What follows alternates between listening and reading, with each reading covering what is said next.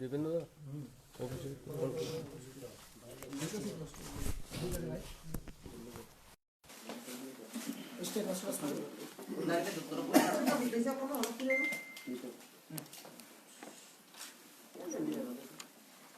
মিলে দেবি তার রাস্তা একটু একটু সময় দিস না একটু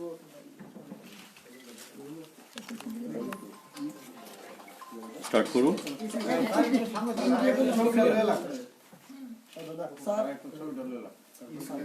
স্যার একটু আমরা একটু দরাস্তা ভাই তোরা তো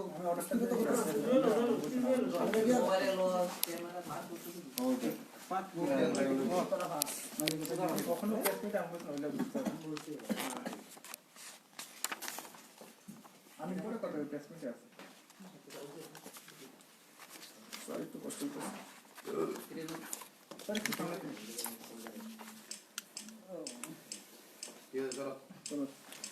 সাংবাদিক বন্ধুরা, good evening to one and all.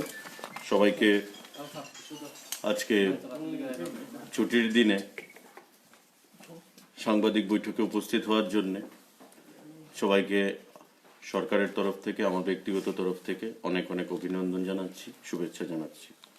আমার বাদিকে যিনি রয়েছেন রাজ্য সরকারের এডিশনাল সেক্রেটারি ফণীন্দ্র ভট্টাচার্য মহোদয়, এবং আমার ডান দিকে যিনি রয়েছেন রাজ্যের কোভিড সার্ভেলেন্স অফিসার ডক্টর দীপ দেববর্মা।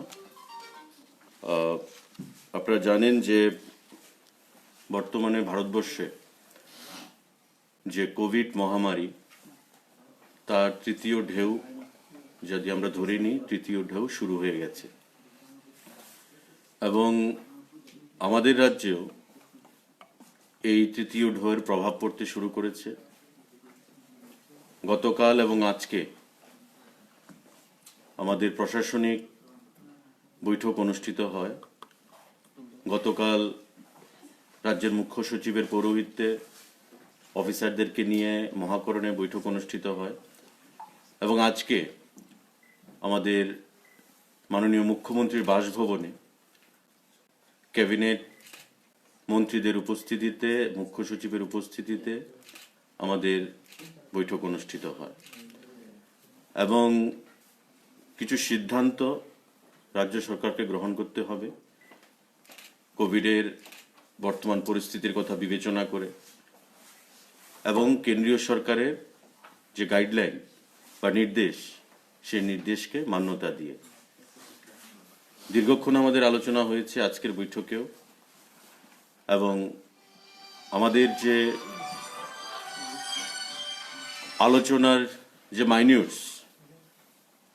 আলোচনার মাইনিউটস আপনাদের প্রত্যেককে, যারা বিভিন্ন হাউস থেকে এখানে এসছেন, প্রত্যেককে আমরা দিয়ে দেব, যে কি কি সিদ্ধান্ত হচ্ছে, কবে থেকে কার্যকরী হবে, কিভাবে হবে, সমস্ত কিছু আপনাদেরকে প্রত্যেককে প্রদান করা হবে।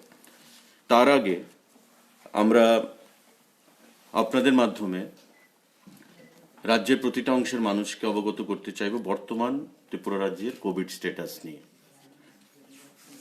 আজ পর্যন্ত টোটাল যে পজিটিভ কেস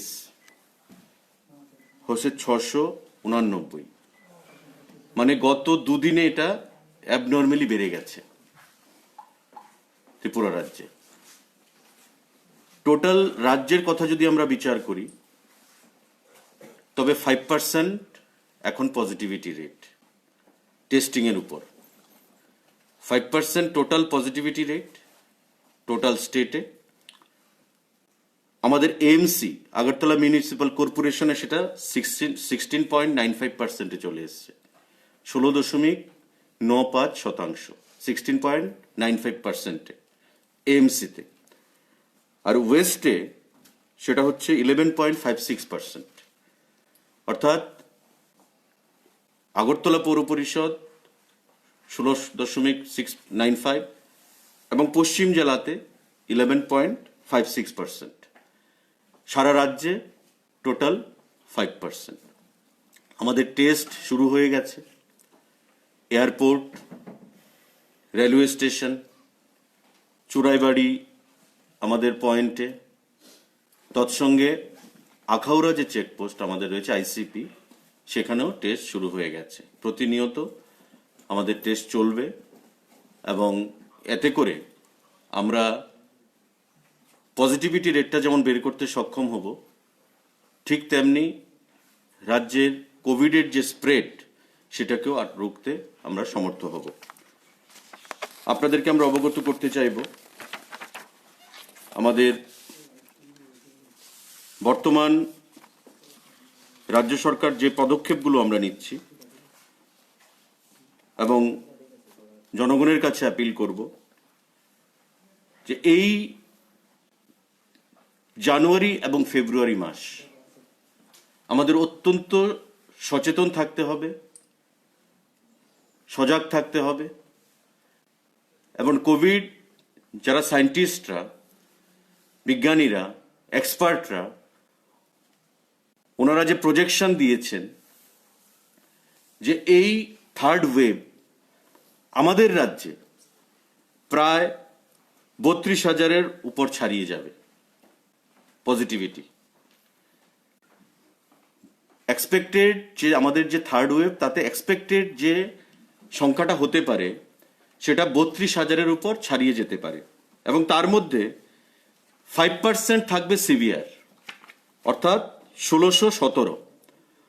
32,331 তার একটা প্রজেকশন দিয়েছে, এবং তার মধ্যে 5% যার হবে 1617, 1617, সেটা থাকতে পারে সিভিয়ার কেসেস। আমাদের এর মধ্যে বিগত দিনে আমরা দেখেছি, এবং আপনারাও নিশ্চয়ই অনেকে আমাদের সঙ্গে ব্যক্তিগতভাবে আলোচনা করেছেন, যে শিশুদের জন্য, যারা পেডিয়াট্রিক মানে শিশুদের জন্য আমরা কি ব্যবস্থা গ্রহণ করেছি, বা রাজ্য সরকার কোনো ব্যবস্থা গ্রহণ করতে চাইছে কিনা। এবারের থার্ড ওয়েভে টোটাল নাম্বার অফ, যে আমি সংখ্যাটা বললাম 32,331, যার মধ্যে সিভিয়ার থাকবে 1617, তার মধ্যে শিশুর সংখ্যা থাকতে পারে 3,880। মানে থার্ড ওয়েভে শিশু আক্রান্ত হতে পারে 3,880, এর মধ্যে সিভিয়ার থাকতে পারে 194, 194। এটা একটা প্রজেকশন, কমও হতে পারে, বেশিও হতে পারে। সায়েন্টিস্টরা যেটা প্রজেকশন দিয়েছে, বিজ্ঞানীরা এবং এক্সপার্টরা, তাতে করে দেখা গেছে যে শিশুরাও সেখানে আক্রান্ত হতে পারে। এবং বড়দের সঙ্গে সঙ্গে বিগত দিনে যেটা মায়েরা, অভিভাবকরা রাজ্য সরকারকে এবং আমাদেরকেও বলেছিল যে শিশুদের জন্য প্রিকশনারি মেজার কি নেওয়া হচ্ছে, আমরা মানুষকে আশ্বস্ত করতে চাইব, রাজ্যের জনগণকে, যে রাজ্যের প্রতিটি জেলায় এবং আগরতলায় আমরা সুন্দরভাবে যাতে এই থার্ড ওয়েভকে আমরা মোকাবেলা করতে পারি, তার জন্য আমরা ব্যবস্থা গ্রহণ করেছি রাজ্য সরকারের তরফ থেকে, স্বাস্থ্য দপ্তর, এবং 216খানা বেড আমাদের আগরতলাতে থাকবে আইসিইউ ফ্যাসিলিটিস সহ, যাতে কোনো ধরনের কোনো অসুবিধার সম্মুখীন হতে না হয় শিশুদেরকে। 216খানা অ্যাপ্রক্সিমেট। এবং ডিস্ট্রিক্ট ওয়াইজ নির্দেশ দেওয়া হয়েছে যাতে প্রতি জেলায় 50টা করে বেড শিশুদের জন্য রাখা হয় উইথ অল ফ্যাসিলিটিস। আগরতলাতে থাকবে 216 আইসিইউ ফ্যাসিলিটিস সহ, তৎসঙ্গে প্রতিটা জেলায় আমাদের 50খানা বেড অ্যারেঞ্জমেন্ট করবে উইথ অল ফ্যাসিলিটিস, যাতে জেলা থেকে আগরতলার মধ্যে হ্রাসটা না হয়, প্রতি জেলায় যেন সেটা কভার করা যেতে পারে। আমাদের প্রতিটা ডিস্ট্রিক্টে covid call centre and grievance redressal cell খোলা হবে। অলরেডি ইনস্ট্রাকশন দিয়ে দেওয়া হয়েছে। গতকাল চিফ সেক্রেটারির পৌরোহিত্যে যে মিটিং হয়েছিল তারপর, এবং আজকে আমাদের মুখ্যমন্ত্রীর আবাসে যে মিটিং হয়েছে, প্রতিটা জেলাতে নির্দেশ দেওয়া হয়েছে যাতে করে কল সেন্টার এবং কোভিড রিড্রেসাল, সেখানে গ্রিভেন্স সেন্টার খোলা হয়। ডিস্ট্রিক্টেরটা ডিস্ট্রিক্টেই যেন আমরা সেখানে টেক আপ করতে পারি, এবং আগরতলাতে যেন প্রেশারটা কমে যায়। আমাদের টোটাল বেড কোভিডকে মোকাবিলা করার জন্য এবার 2562 রয়েছে রাজ্যের মধ্যে, 2562। 2562 বেড আমাদের রাজ্যে রয়েছে অ্যারেঞ্জমেন্ট। তার মধ্যে সিরিয়াস কোভিড পেশেন্টের জন্য আমাদের 700 বেডের আমরা অ্যারেঞ্জমেন্ট রেখেছি। সিরিয়াস কোভিড পেশেন্ট তাদের জন্য আমরা 700 বেড রাজ্যের মধ্যে অ্যারেঞ্জমেন্ট রেখেছি আউট অফ 2562।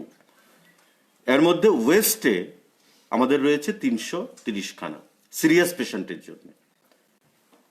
টোটাল সিরিয়াস পেশেন্টের জন্য 700, তার মধ্যে ওয়েস্টেই রয়েছে আমাদের 330 খানা বেড সিরিয়াস পেশেন্টকে সেখানে হ্যান্ডেল করার জন্য। এবং পরবর্তী সময়ে অ্যাজ পার রিকোয়ারমেন্ট যদি প্রয়োজন হয় আমরা সেই সংখ্যাটা আরো বৃদ্ধি করব। আমাদের যথেষ্ট সেখানে ইনফ্রাস্ট্রাকচার রয়েছে, পরিকাঠামো আমাদের রয়েছে।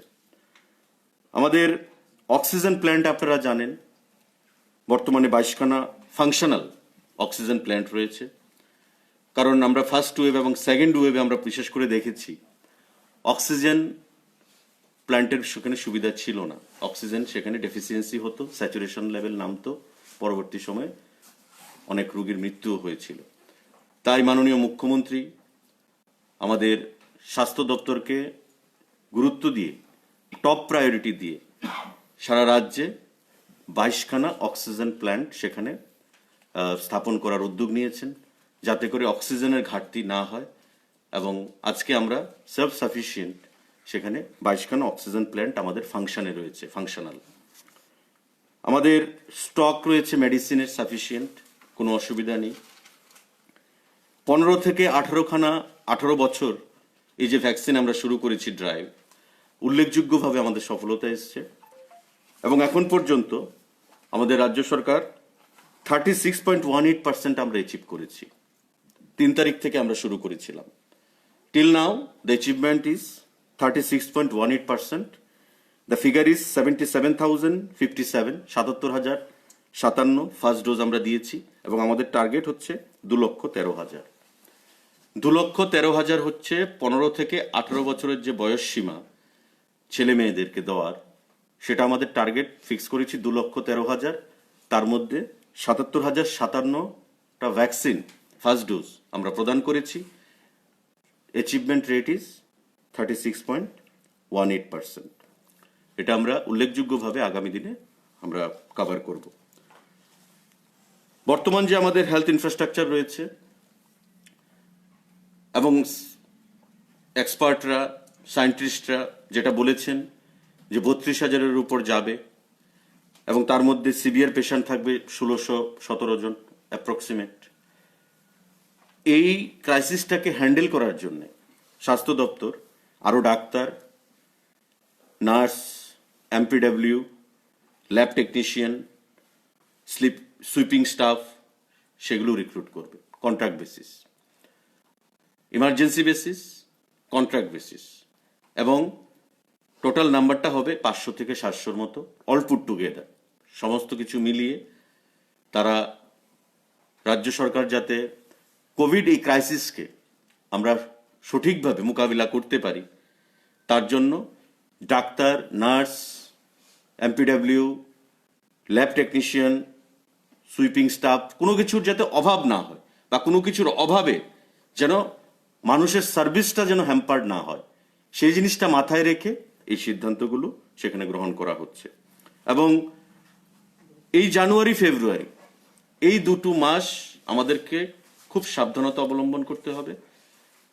এই সাবধানতা অবলম্বনের মাধ্যমে আমরা কোভিডকে মোকাবেলা করতে পারব। আমাদের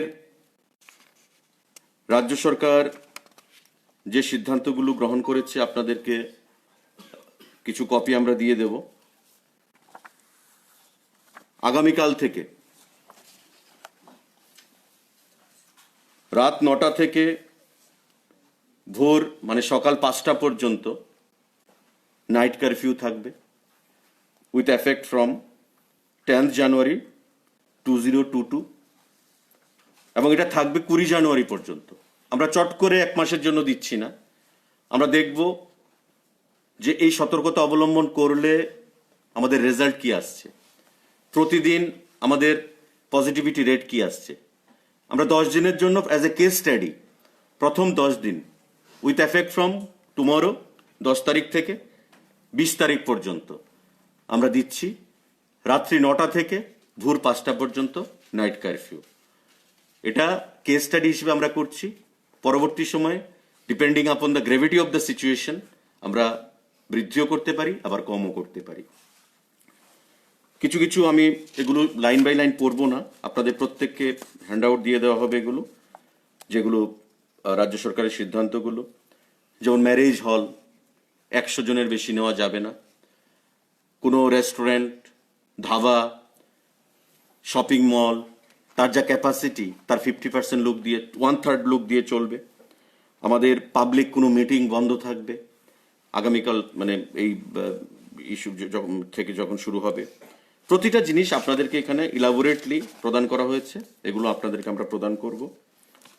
আমাদের রাজ্যে স্বাস্থ্য দপ্তর যথেষ্টভাবে আমরা প্রস্তুত রয়েছি এই থার্ড ওয়েভকে মোকাবেলা করার জন্য, এবং বর্তমানে অক্সিজেন কনসেন্ট্রেটর 1729 আমাদের স্টকে রয়েছে। অক্সিজেন সিলিন্ডার রয়েছে আমাদের 2263, 2263। পালস অক্সিমিটার আমাদের রয়েছে 2391 স্টকে। ভেন্টিলেটর আমাদের 193। এই জিনিসগুলো আমাদের স্টকে রয়েছে।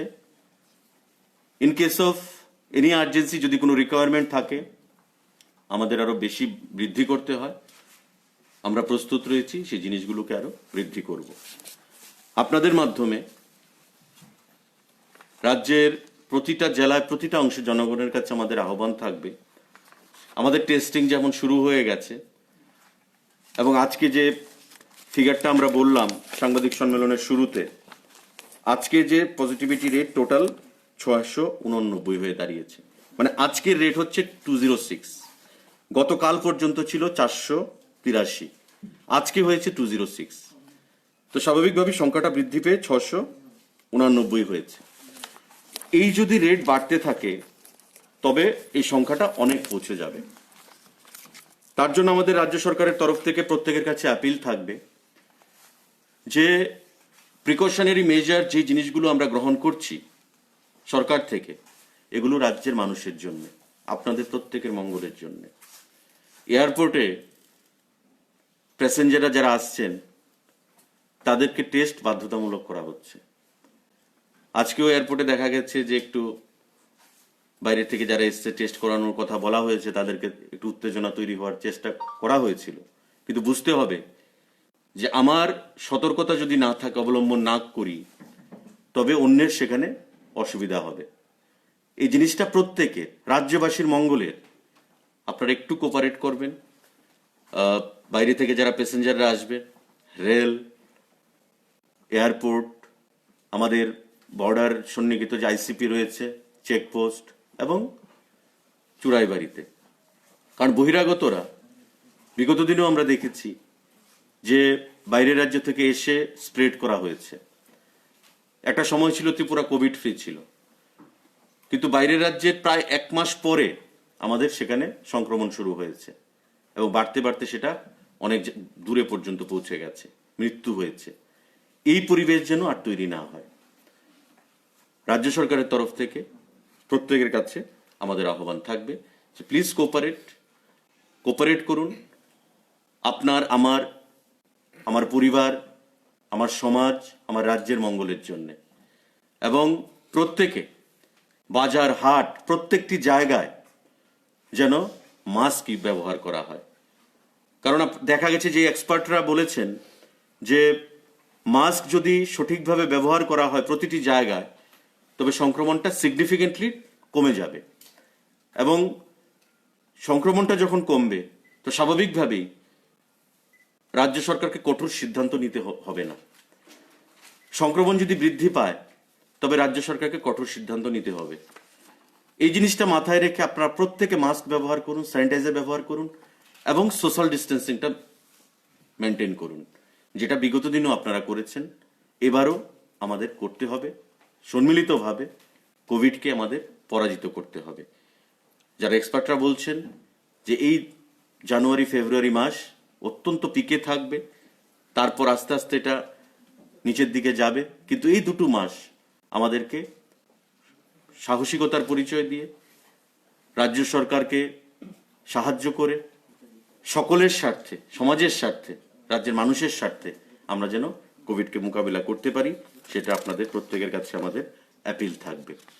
আমি রাজ্য সরকারের তরফ থেকে এই আপনাদেরকে অবগত করার জন্য আমরা এই সাংবাদিক বৈঠক ডেকেছি। কারোর যদি কোনো প্রশ্ন থেকে থাকে আপনারা সেটা প্রশ্ন করতে পারেন। যে স্কুলগুলোতে পরীক্ষা চলছে সেই স্কুলগুলো পরীক্ষা চলবে, গ্র্যাজুয়ালি চলতে থাকবে, আর বাকি বন্ধ থাকবে।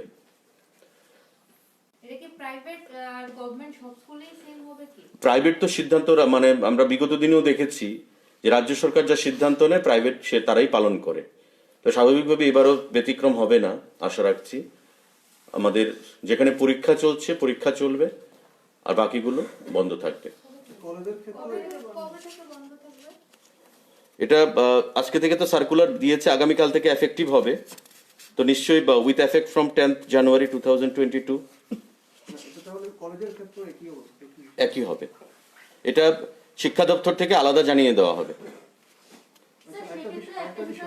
গুরুত্বপূর্ণ, যেহেতু আপনি বলেছেন যে আগামী কদিনের মধ্যে 2 মাসের মধ্যে একটা সিভিয়ার পরিসংখ্যান আসতে পারে, সেই জায়গায় আমাদের 102 অ্যাম্বুলেন্স পরিষেবাটা স্যার বন্ধ রয়েছে। এই বিষয়টা নিয়ে হেলথ ডিপার্টমেন্ট বা গভর্নমেন্ট কিভাবে দেখছে? আমি ডক্টর দীপদেব বর্মাকে বলবো, যিনি সার্ভেলেন্স অফিসার, ওনাকে রিপ্লাই। আমি প্রথমেই বলি যে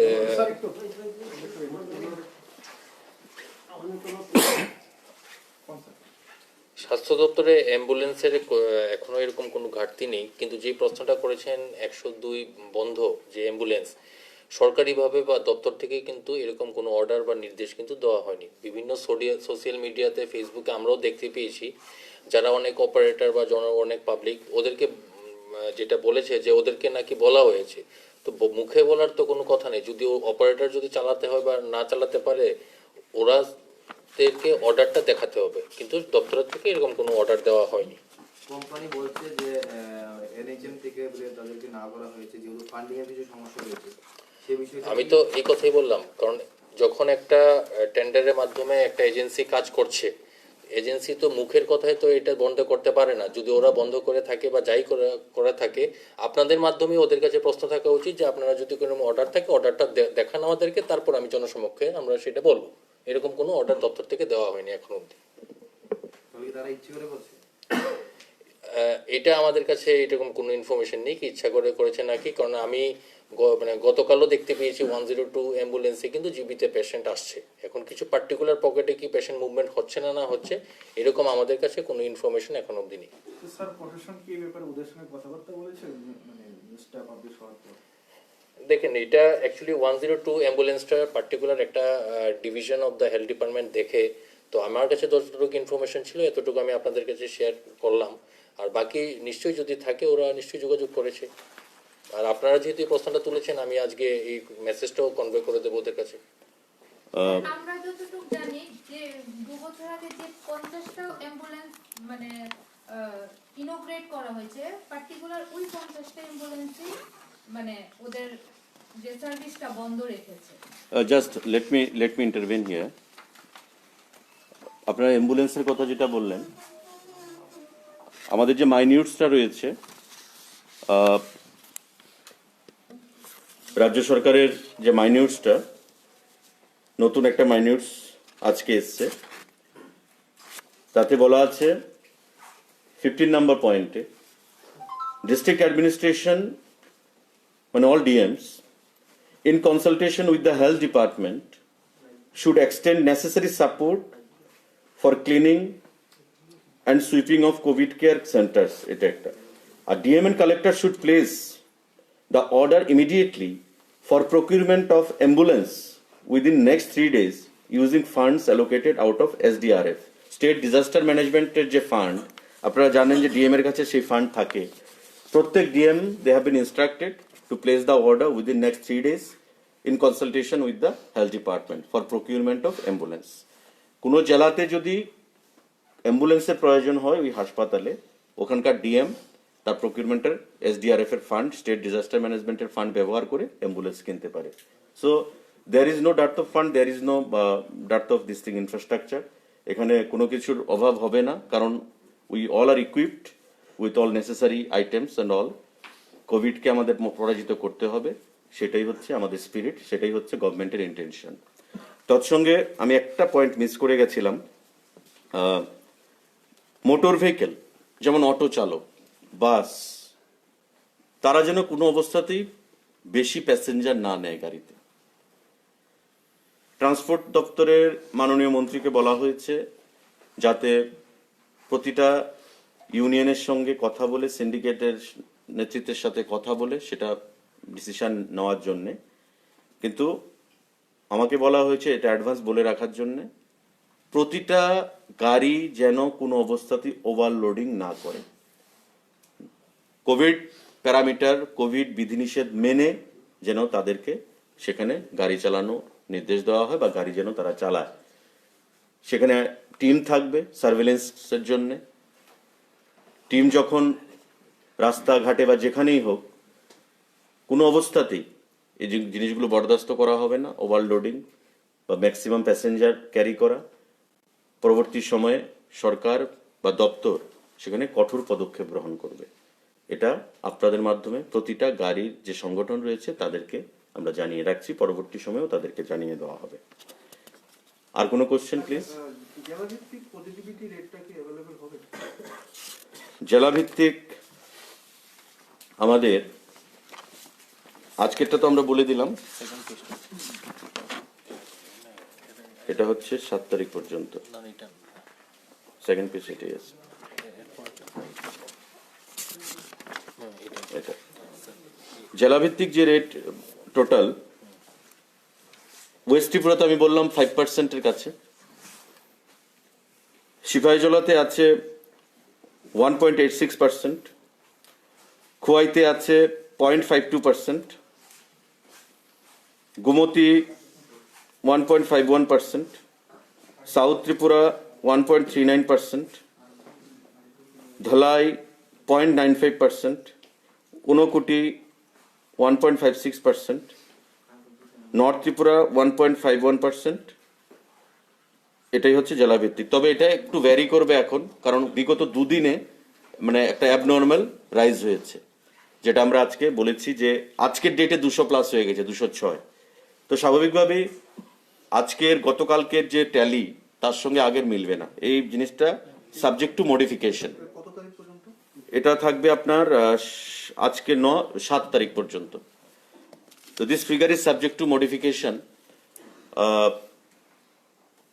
দুদিনে যা আমরা ট্রেন্ড দেখতে পাচ্ছি এবং অ্যাজ পার দ্য প্রেডিকশন আমাদের সায়েন্টিস্ট বা এক্সপার্টরা যেটা দিয়েছে যে এই মাসটা আমাদের কাছে খুবই ইম্পর্টেন্ট, তাই 10 তারিখ থেকে নেক্সট 10 তারিখ পর্যন্ত নাইট কারফিউ সেখানে ইম্পোজ করা হচ্ছে।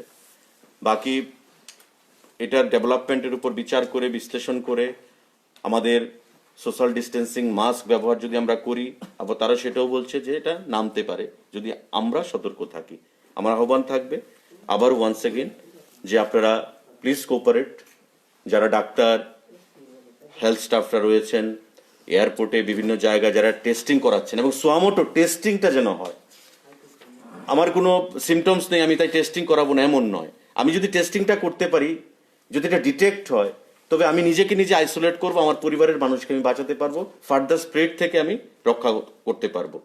আর এয়ারপোর্টে বা যে বিভিন্ন জায়গায় যে টেস্ট করা হচ্ছে, বাইরে বহিরাগত প্যাসেঞ্জার যারা আসছেন, তারা যেন কোঅপারেট করে। কারণ আমি আবারও বলছি যে এটা কারোর ব্যক্তিগত ব্যাপার নয়, এটা রাজ্যের জনগণের জন্য, রাজ্যের মানুষের, সমাজের জন্য, আপনার আমার পরিবারকে রক্ষা করার জন্য। Please cooperate. আমাদের আগামী দিনে কোভিডকে সবাই ঐক্যবদ্ধভাবে পরাস্ত করতে হবে। Thank you.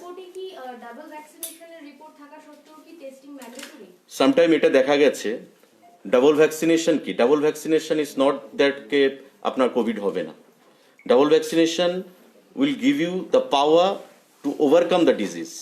আপনাকে রেজিস্ট করার জন্য পাওয়ার দিচ্ছে, কিন্তু আপনার কোভিড হবে না সেই গ্যারান্টি নেই। অনেক সময় দেখা যাচ্ছে যে কাগজটা ম্যানিপুলেট করে নিয়ে আসে, অনেক সময় দেখা যাচ্ছে যে আরটিপিসিআর রিপোর্ট ম্যানিপুলেট করে নিয়ে আসে। তো যদি এমন থাকে তবে precautionary measures as per disaster management act সেখানে তাকে ব্যবস্থা নেওয়া হবে। তার বাইরে test is mandatory for everyone. Agartala airport বলুন, রেলওয়ে স্টেশন বলুন, everywhere test will be mandatory. আচ্ছা, 10 তারিখ থেকে তো দেশে বুস্টার টিকা দেওয়া শুরু হবে, আমাদের রাজ্যেও তো তাহলে 10 তারিখ থেকে। ডক্টর দীপ আমাদের রাজ্য এটা প্ল্যানিং অলরেডি হয়ে গেছে, 10 জানুয়ারি অনওয়ার্ডস সেটা শিডিউল হবে এবং এটা ডিস্ট্রিক্ট থেকে অলরেডি প্ল্যান করে ক্যালেন্ডার ওয়াইজ করা হয়েছে, কোন দিন কোন কত তারিখ কোন জায়গায় হবে সেটা অলরেডি প্ল্যান্ড হয়ে গেছে। আচ্ছা দীপ স্যার, কোনো স্পেসিফিক হটস্পট কি ডিটেক্ট করা হয়েছে এখন পর্যন্ত? দেখেন, যেটা রেসপেক্টেড মিনিস্টার স্যার বলেছেন যে আমাদের স্টেটে যতটুকুই না পজিটিভিটি তার থেকে কিন্তু সেকেন্ড ওয়েভও যেটা আমরা দেখেছিলাম, যেটা বিশেষ করে আমাদের এএমসি এরিয়া, কারণ এএমসি এরিয়া আমাদের ডেন্সিটি অফ পপুলেশন অনেকটা বেশি। তো ডেফিনেটলি যেহেতু এটা হিউম্যান টু হিউম্যান ট্রান্সমিশন বেশি হয়, কমিউনিকেবল হয়, তো আমাদের নাম্বার অফ কেসেসও এখানেই বেশি সম্ভাবনা, এবং এটাই কিন্তু আমরা সেকেন্ড ওয়েভে দেখতে পেরেছি। এবং at the initial of the third wave যেটা স্যার বলেছেন, যেটা 16% পজিটিভিটি গতকাল ছিল, তো ডেফিনেটলি নাম্বার অফ কেসেস আমাদের কিন্তু এএমসিতে বেশি আসছে। তো যেটা স্যার রিকোয়েস্ট রাখলেন সবাইকে যে টেস্টিংয়ের জন্য কিন্তু সবাই সুমোটো আসতে হবে, ভলেন্টারি এসে টেস্ট করাতে হবে, শুধু নিজের জন্য না, নিজের পরিবার, বন্ধু বান্ধব, আত্মীয় স্বজনকে যদি এই ডিজিজ থেকে মুক্ত রাখতে হয় তবে টেস্ট করাতে আসতে হবে। আর যেটা স্যার বলেছেন, আমি আবার অ্যাপিল করব দপ্তরের পক্ষ থেকে, এয়ারপোর্ট, স্টেশন, চুড়াইবাড়িতে ভলেন্টারি টেস্ট করুন। অসুবিধা হবে, কিন্তু স্যার যেটা বলেছেন যে স্বাভাবিক 2 মাস আমরা যদি কষ্ট করি, আমাদের 3rd মান্থ অনওয়ার্ডস আমরা ভালো থাকতে পারবো। তো এই জন্য কোঅপারেট করুন আমাদের স্বাস্থ্যকর্মীদের কাছে, কারণ ওরা 2 বছর ধরে অক্লান্ত পরিশ্রম করছে। আজকেও এয়ারপোর্টে ঘটনা হয়েছে, গালিগালাজ করা হচ্ছে, স্বাস্থ্যকর্মীদেরকে বকা হচ্ছে। তো আমাদের হেলথ ওয়ার্কার যেমন মরাল ডাউন না হয়, যদি মরাল ডাউন হয় আমাদের কিন্তু হেলথ ইনফ্রাস্ট্রাকচারের এখানে পরিষেবা দেওয়া অসম্ভব হয়ে দাঁড়াবে। তো প্লিজ কোঅপারেট করুন সবাই। আচ্ছা, এটা কি ওমিক্রন না করোনা ভাইরাস? দেখেন, করোনা ভাইরাসেরই একটা পার্ট হলো ওমিক্রন, ঠিক আছে?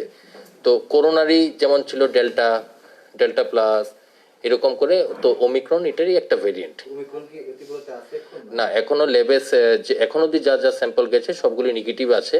তো বাকি স্যাম্পলে টেস্টিং এর জন্য গেছে। যদি রিপোর্ট আসে, যদি এরকম কিছু থাকে, যেদিন আসবে এদিনই আপনাদেরকে বা সমস্ত রাজ্যবাসীকে সেইভাবে জানিয়ে দেওয়া হবে। স্যার, আরেকটা প্রশ্ন, হঠাৎ করে মানে 200-100 করে বেড়ে যাচ্ছে করোনা, এটা কি মানে ডিসেম্বরের লাস্ট দিকে জানুয়ারির প্রথম দিকে যে বেশ কিছু সভা টভা হয়েছে তার কারণে? না দেখুন, তখন তো সে কথা মানে এ কথা বলা সঠিক হবে না যে সবার জন্য। এমনও তো হতে পারে যে হাই রিস্ক জোন থেকে যারা আসছে, এখন ডক্টর দীপ দেববর্মা জানেন যে আমরা যখন হোল জেনাম সিকোয়েন্সিং, যেটা ওমিক্রন ডিটেক্ট করার যে টেস্টটা হয়, এটা আমাদের এখানে হয় না। বাই নেক্সট ফেব্রুয়ারি আমরা আশা করছি মেশিন বসে যাবে। Already tender has been floated and supply order has also been placed, supply অর্ডারও দিয়ে দেওয়া হয়েছে। তো এটা কল্যাণী থেকে আনতে হয়, তো কল্যাণী থেকে আনতে 7 থেকে 15 দিন সময় লাগে। তো সেই সময়টা আমাদের টেস্টটার জন্য ওয়েট করতে হয়। তো এই যারা আসছে বহিরাগতরা, ইউরোপ থেকে আসছে, আফ্রিকা থেকে আসছে, বা ইউকে বিভিন্ন জায়গা থেকে আসছে, এখন এমনও মানুষ থাকে, চিফ সেক্রেটারি আজকে বলছিলেন যে দে আর ট্রেসলেস। হয়তো অ্যাড্রেস দিয়েছে বাড়ি কোথায়, সোনামুড়া, কিন্তু সোনামুড়া কোথায়, ফোন নাম্বার হয়তো 10টা ডিজিট রয়েছে, তার মধ্যে 9টা ডিজিট ফোন নাম্বার দিয়ে দেওয়া হয়েছে, আর একটা ডিজিট মিসিং।